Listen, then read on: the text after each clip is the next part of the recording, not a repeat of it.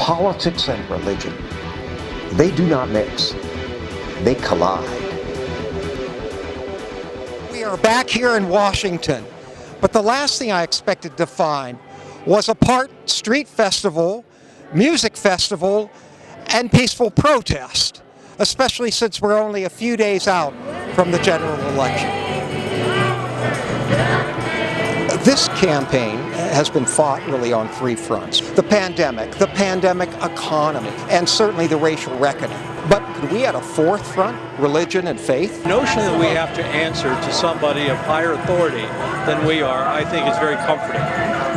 Even for atheists and agnostics, that the President of the United States is going to have to realize that sooner or later, he or she is going to have to answer for his or her actions on so much that is not only important to the United States, but is important to the world. Before people mark their ballots or walk into a booth, religion will be, faith will be one of those deciding factors. Does that seem like a fair assessment? It absolutely seems like faith right now is a factor in the race. I don't think it's necessarily a factor in this race more than past elections. That being said, I think President Trump, ever since 2016, he has capitalized on the evangelical vote. He has very much tried to galvanize them, and he's gotten them to turn out for him. They are some of his most loyal supporters. You told me before this interview that you have a right to life position, that life begins at conception, and that informs by extension, your politics. Your faith informs your politics. But you also expanded that definition about what right to life covers. Can you elaborate? So we can't say, and as an evangelical woman and a pro-life Democrat, that I am registered.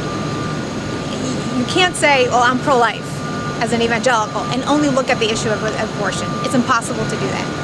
Because if we look at pro-life from a biblical context, there's many, many topics that are pro-life, such as access to education, hunger, affordable housing, immigration.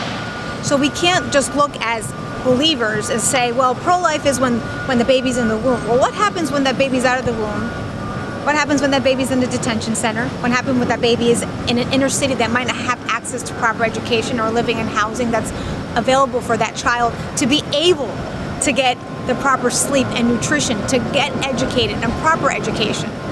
So yes, we can't focus on one pro-life issue and make decisions on candidates just because of that issue and forget the other ones that we have trailing behind that are just as important to life and to growth of a human being as that one opportunity to let the baby live.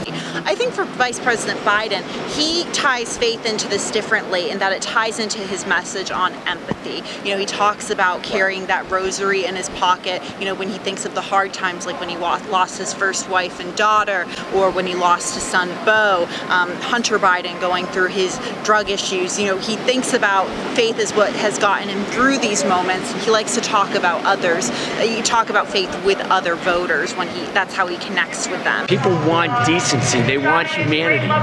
They want empathy in that house right over there. And they haven't seen it in the last 3+ years. They've seen religion trying to drive people apart, trying to separate between gays and straight, between red and blue, between white and black. And that's not what the great religions call us to do. They call us to bring us together and to care about each other. And that's what Joe Biden has done, and trying to get that message out, I think it's going to resonate. Faith can as easily be a bludgeon for somebody to try and control a particular segment of the population as it can be a source of wisdom for others to use to figure out what it means to live together.